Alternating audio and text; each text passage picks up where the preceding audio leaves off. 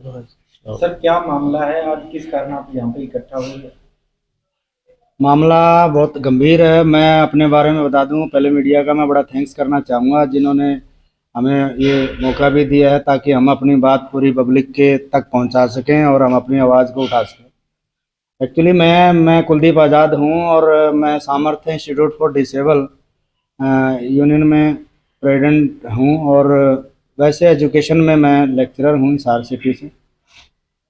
Helen Keller blind institute से मैं काफ़ी टाइम से जुड़ा रहा हूं। यहाँ मिस्टर युद्धवीर सिंह ख्यालिया जी हुआ करते थे, तब से भी मैं इसके साथ रहा हूँ। कुछ अनियमितताएं आती हैं, जैसे मैं अगर बात करूं तो हेलन केलर बहुत ब्लाइंड इंस्टीट्यूट बहुत अच्छे तरीके से चलता रहा है। 2014-15 में मैडम रमता मैडम आती हैं और उस समय भी ये इंस्टीट्यूट थोड़ा सा खाई में गया है, पतन की तरफ गया है और 1.5-2 साल तक वो रही। तो उस टाइम भी बड़ी हमारी जद्दोजहद चली, मैडम से खूब बातचीत हुई, आखिर में उनको हटाया गया। अब पिछले 1 साल से, लगभग 1-1.5 साल से फिर वो इस तरीके से हैं और उनका पूरा जो स्टाफ है ब्लाइंड इंस्टीट्यूट का, तो उसके साथ सारा ही मिसबिहेव रहता है और इसी मिसबिहेव की वजह से सारे जितने भी एम्प्लॉयर्स हैं ब्लाइंड इंस्टीट्यूट के, और यहाँ तक बच्चे भी और बच्चों के पेरेंट्स भी, सारे के सारे इस बात से दुखी हैं। पीछे काफ़ी काफ़ी समय तक इन्होंने पे नहीं निकालते, जानबूझ के अड़ंगे लगाते हैं। और ये प्रिंसिपल है मिस्टर राजेश जी, इनकी भी पहले 30,000 रुपये सैलरी हुआ करती थी, बल्कि सरकार द्वारा जो दिया जाता है हर साल इंक्रीमेंट भी लगता है, डीए भी लगता है, बढ़ती है। बट रमता मैडम ने आने के बाद इनकी पे हटाई गई। मिस्टर पवन कुमार शर्मा जी हैं, इनको यहाँ से हटा ही दिया गया, बल्कि इनका बड़ा योगदान रहा है। 8वीं के बाद भी जो बच्चे होते हैं उनके लिए भी बड़ी मेहनत करते हैं, अलग अलग जगह पे जाते हैं स्पोर्ट्स में या कल्चरल एक्टिविटीज़ में, तो काफ़ी प्राइजेज ये ब्लाइंड बच्चों के लिए हेल्प कर करके दिलवा के लाते हैं। इसी तरीके से और भी हैं, तुषार जी को भी मतलब धमकी देना, मिसबिहेव करना है, तो काफ़ी सारी अनियमितताएं हैं। होना ही ये चाहिए कि प्रेसिडेंट या मिस्टर संजीव जैन जी हैं, सेक्रेटरी हैं। अभी मैं पीछे दिसंबर में मैं आया था, संजीव जैन जी को मैंने कहा, तो उन्होंने, थैंक्स करना चाहूँगा कि थोड़ी सी बात उन्होंने मेरी सुनी और सुनने के बाद जो पे रुकी हुई थी वो तो उन्होंने निकलवाई। लेकिन इस बात से ही काम चलता नहीं है। रमता मैडम से तो पहली मांग हमारी यही है कि जी कि रमता मैडम को तुरंत बर्खास्त किया जाए और जो हमारा ब्लाइंड इंस्टीट्यूट है हेलन केलर, इसको जिला प्रशासन के अंतर्गत चलाया जाए। क्योंकि मैं ये मानता हूँ कि डिस साहब इसमें खुद इन्वॉल्व होंगे तो डेफिनेटली चीज़ें बढ़ेंगी। पिछले 12-13 साल से ये थोड़ा सा तरक्की पे जाता है, वापस इन जैसे लोग आते हैं वो फिर पीछे की तरफ खिसकता है। अच्छे लोग आएंगे, डिस साहब के अपने कुछ रिसोर्सेज हैं और भी बहुत सारे ऑर्गेनाइजेशन होते हैं, एनजीओज होते हैं, उनके माध्यम से डिस साहब बहुत सा अच्छे तरीके से चला सकते हैं। और बजट के मामले में भी पीछे हरियाणा में जितने भी ब्लाइंड इंस्टीट्यूट है सब में बजट दिया गया था, लेकिन केवल और केवल जो हेलन केलर का जो ये मैनेजमेंट कमेटी है, इन्होंने अड़ंगेबाजी करके इसके रुकवाया। फिर भी हमने प्रयास करके दोबारा से इसमें, यहाँ तक कि सीएम साहब ने भी इसके बजट के लिए भी और इसको अंडर गवर्नमेंट या अंडर डीसी एडमिनिस्ट्रेशन परमिशन दिया हुआ है। तो ये सारी चीज़ें हैं, आप लोगों को इसकी प्रतियां दी जाएंगी। और बस मेन चीज़ यही है हमारी दो, कि तो रमता मैडम को तुरंत बर्खास्त किया जाए और जल्द से जल्द जिला प्रशासन में इस ब्लाइंड इंस्टीट्यूट को लिया जाए और जितने भी जो हटाए गए हैं कर्मचारी उनको तुरंत, क्योंकि अगर हटाने के पीछे कोई कारण है, कारण भी कोई बनता नहीं है, बेवजह हटाई दिया जा रहा। पिछले 12-12, 15-15 साल से काम कर रहे हैं, लेकिन रमता मैडम आने के बाद वो तुरंत क्या सारा खराब हो गया। तो ये पहले भी था और आज भी है, तो रमता मैडम को बर्खास्त करके और इसको सुचारू रूप से चलाने के लिए मीडिया के माध्यम से जनता तक ये आवाज़ पहुंचाना चाहते हैं। Thank you. बच्चों को भी कोई स्कूल से निकाला गया क्या, कोई नाम वगैरह कटेगी? हाँ, बच्चों को भी राजेश जी बताएंगे कि किस किस को निकाला गया है। बच्चों को भी हमारे निकाला गया। 5-7 बच्चों को स्कूल का नाम काट के निकाला गया, बाहर किया गया है। उसका क्या कारण था, क्या किस कारण निकाला गया? वही कहते हैं, इनकी सोच क्या है, स्कूल को, विद्यालय को, बच्चों को बाहर निकाल के उसको बंद करने की, स्टाफ को बाहर निकाल रही है, बच्चों को बाहर निकाल रही है। इनकी सोच है स्कूल को बंद करने की। इनका मेन मोटिव कितने है। बच्चे हैं, कितना स्टाफ यहाँ पे रखा हुआ है स्कूल में? फिलहाल तो 10 का स्टाफ है हमारे पास। और 32 बच्चे हैं, जिसमें पहले 36-7 बच्चे थे, अब 32, 39, 29 रह गए। तो कोई इसका कारण नहीं बताया जाता। कारण यही है कि बस इनकी सोच है कि इस विद्यालय को बंद कर दे और स्टाफ को बाहर कर दे, बच्चों को बाहर कर देंगे। तो पेरेंट्स के साथ मिसबिहेव किया जाता है, बच्चों को डराया धमकाया जाता है। उन तो इससे परेशान होकर अपने आप बच्चे भी चले जाए, स्टाफ भी चला जाएगा, तो फिर अपने आप ही बंद हो जाएगा, या अपने बंदे लगा लेंगे अपना चलाने के लिए। इतना ही है, 2-3 के स्पोर्टी है उनको अपना, कोई रीजन नहीं है, ऐसे ही बस एक बच्चा था विद्यालय से निकल गया, उसको एडमिशन ही नहीं दिया। इस तरह की बातें हैं कई बच्चों को। असल में क्या है? असल में वजह कोई नहीं है, वजह कोई नहीं है। को उठाया जा रहा है या कोई बजट का अभाव है या किस चीज का कोई बजट का कोई अभाव नहीं है, बस इनकी सोच ये है कि किसी तरह से विद्यालय बंद किया जाए, निकाला जाए बस, और स्टाफ को निकाला जाए। तो पहले भी इसके संबंधित आप शिकायत दे चुके हो किसी? हाँ जी, हमने दिया है 1 साल से, अभी तक कोई कार्रवाई नहीं हुई। अभी दिसंबर में दिया था, दिसंबर में देने के बाद उनका कोई रिप्लाई नहीं आया, कोई डिस्चार्ज की तरफ से नहीं आया। और अभी पीछे अभी फ्राइडे को हमने लास्ट फ्राइडे को दिया, डेट क्या थी? किन को दे चुके शिकायत आप? तो वो उस दिन डी साहब मिले थे, डी साहब से उन्होंने तुरंत अपने पीए हैं देवव्रत जी, उनको बोला कि इस पर कार्रवाई करें। फिर मैंने फ़ोन पे भी कम्युनिकेशन किया, बट उसमें कोई सेटिस्फाई आंसर था नहीं।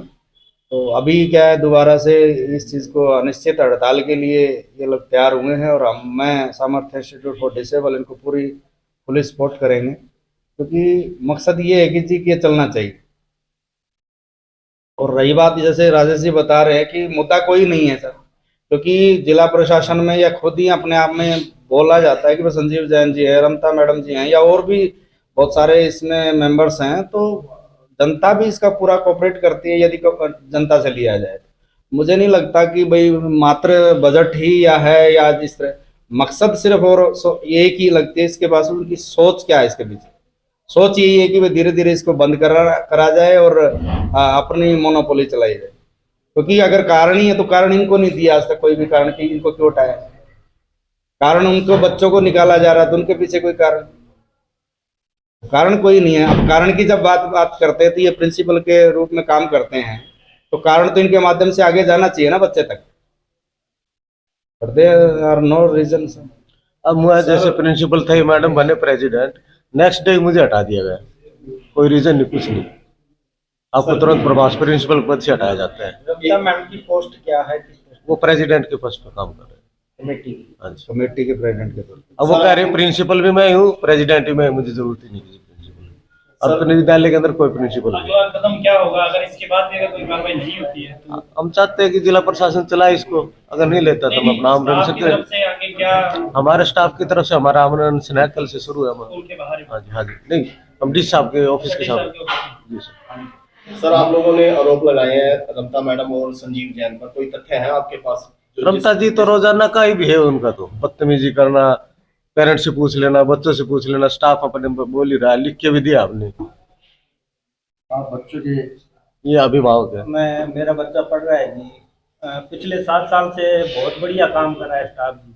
कौन सर तो बच्चों के लिए बहुत आगे रहते हैं जी, हर पल कहीं जाना हो, कोई प्रोग्राम हो तो अपने कई बार तो ये अपने खर्चे पे बच्चों को ले जाते हैं जी, हमसे मांगते भी नहीं। मैं सर आपका कोई खर्चा लगा तो हमें बता दिया, नहीं आता है, हम तो बच्चों के लिए काम कर रहे हैं जी।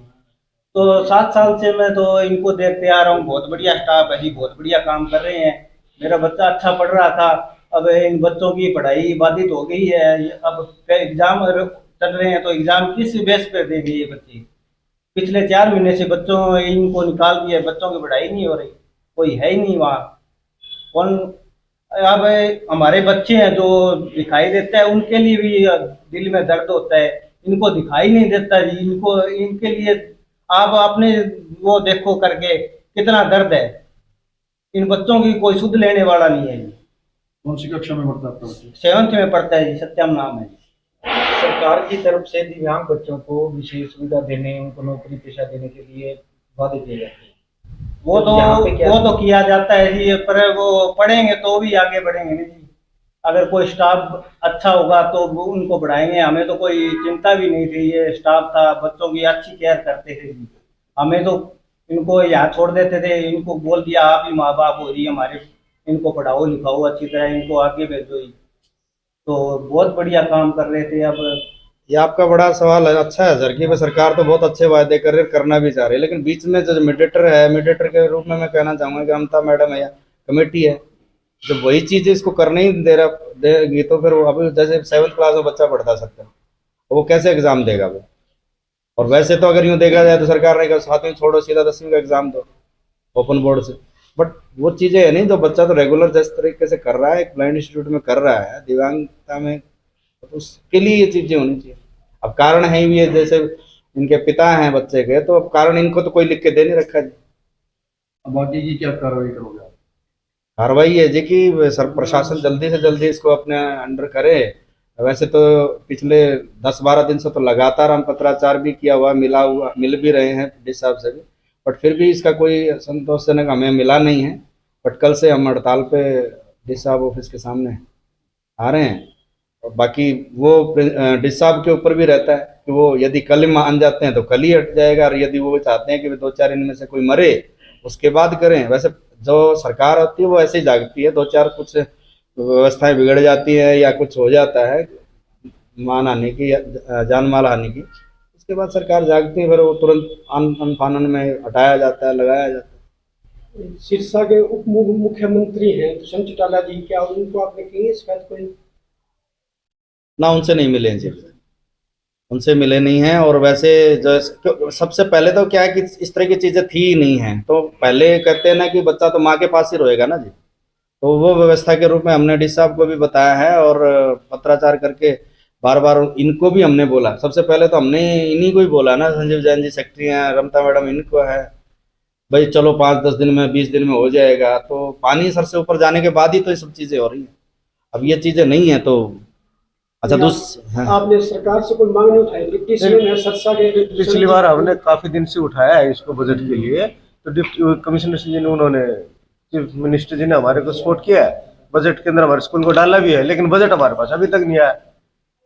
पहले तो नाम ही नहीं आया था इसका बजट। हम लेटर बार बार भेज रहे थे, लेकिन मेरे प्रिंसिपल पद से हटा दे, मैं किस आधार पर लेटर भेजूं? उसके बाद से डिस्कनेक्ट हो गया, जो ईमेल आती थी उसको हमारे को बंद कर दिया गया। हमारे पास मेल का भी कोई वो नहीं है, अभी कैसे चलेगी क्या रहे। बच्चों के पेरेंट्स या डिप्टी सीएम से मिले हो यहाँ? हाँ, पहले मिले हैं 2-3 बार बजट को लेकर। सीएम साहब से भी मिले थे पहले, सीएम साहब से मिले हैं, सांसद जी से भी मिले हैं और गोपाल कांडा जी से मिले हैं, हम सबसे टच में रहे हैं। क्या कहते हैं? वो तो उनका अच्छा रहा, व्यवहार बहुत अच्छा रहा, उन्होंने हमें सपोर्ट भी किया, लेटर भी जारी करवाए हैं, पत्र भी दिए, पत्राचार हुआ, उन्होंने ऊपर भी भेजा बजट के लिए, वो तो कर रहे हैं सपोर्ट। लेकिन ये प्राइवेट मैनेजमेंट है ना, ये तो थोड़ा गड़बड़ करती है, इन्हीं की वजह से सर पावर इनके हाथ में है। ये कह रही है कि मैं जैसे कुछ भी आ जाए मैं नहीं हटने वाली हूँ, नीचे प्रधानमंत्री आ जाए चाहे मुख्यमंत्री आ जाए, तो मैं किसी से डरती नहीं हूँ। इनका ये बिहेव रहता है। अभी बीच में मैं बोलना चाहूँगा राजेश, अभी शुक्रवार से मैडम चाइल्ड केयर से आए थे, एक मोनिका मैडम है, वो आकर के सब बच्चों से भी लेके गए हैं, इनसे भी लिखवाया है कि चाइल्ड वेलफेयर से। अब वो देखो कितना हद तक काम करती हैं, किस तरह की रिपोर्ट देती हैं, बट देख होता है या नहीं होता है काम, तो प्रशासन तो करने की कोशिश करता है, बट ये जो बीच में रहता है मीडिएटरशिप रहती है, ये बड़ी गड़बड़ है और उसी के ही हम मतलब खिलाफ, क्योंकि वो जल्द से जल्द अगर प्रशासन के अंतर्गत लिया जाए तो डेफिनेटली होगा। कोई अपील करना चाहेंगे? अपील तो यही है सर कि जल्दी से जल्दी ये हो, और ऐसा ना हो कि भाई जो दिव्यांगों के लिए सरकार इतना बड़ा काम करती है, उनको यहाँ आप किसी भी ऑफिस में जाएंगे, उनको चलने के लिए जो सिंबल बनाए जाते हैं, लिफ्ट के ऊपर उनके ब्रेल के लिए व्यवस्था की जाती है, नोट के ऊपर व्यवस्था की जाती है, तो हर तरीके से सरकार गवर्नमेंट करती है ऐसा कुछ। तो ऐसा ना हो कि जी कि सरकार इतना कुछ कर रही है और ब्लाइंड दिव्यांगों को कुछ ऐसा करना पड़े, हड़ताल करनी पड़े, हड़ताल में 2-4 दिन बात नहीं, आमरण अनशन पे बैठना पड़े, और उसके बाद वो हॉस्पिटल में जाए बच्चा या किसी की भी जान माल की हानि हो, तो उसके लिए फिर सरकार ही जिम्मेदार रहेगी, प्रशासन ही जिम्मेदार रहेगी। क्योंकि हम अपना अधिकार है, दिव्यांगों का जो अधिकार वही मांग रहे हैं, कुछ एक्स्ट्रा नहीं मांग रहे हैं। और सारी दुनिया को, किसानों को 2-2 हज़ार रुपये 16-17 किस्तें जारी कर दी पिछले 7-8 साल में। हर लोगों के लिए विश्वकर्मा के तहत लेडीज़ को 500-500 रुपये डेली के 15 दिन की वो ट्रेनिंग करवा करके और 15,000 रुपये उनको दे रहे हैं। तो हमारे वाले में क्या दिक्कत आ रही है? दिव्यांगों के लिए क्या दिक्कत आ रही है? दिव्यांगों के लिए कोई दिक्कत नहीं है, लेकिन समस्या एक बड़ी यही है कि जो मीडिएटर है ना वो ये चीज़ आगे फॉरवर्ड करते नहीं है, जिसकी वजह से सरकार को ये मतलब पता चलता नहीं है, जिसकी वजह से ये कमियां रहती हैं। तो इसका सीधा सीधा एक इलाज यही है कि भाई जिला प्रशासन के अंडर हो, ताकि ये हमारी अपील यही है कि जिला प्रशासन के अंतर्गत आ जाएगा तो निश्चित रूप से ये जो हमारा दिव्यांग संस्थान है वो चलेगा, प्रगति भी करेगा। और कमी शमी जो पैसे वैसे की है तो मुझे नहीं लगता कि प्रशासन और सरकार कमी रहने देती।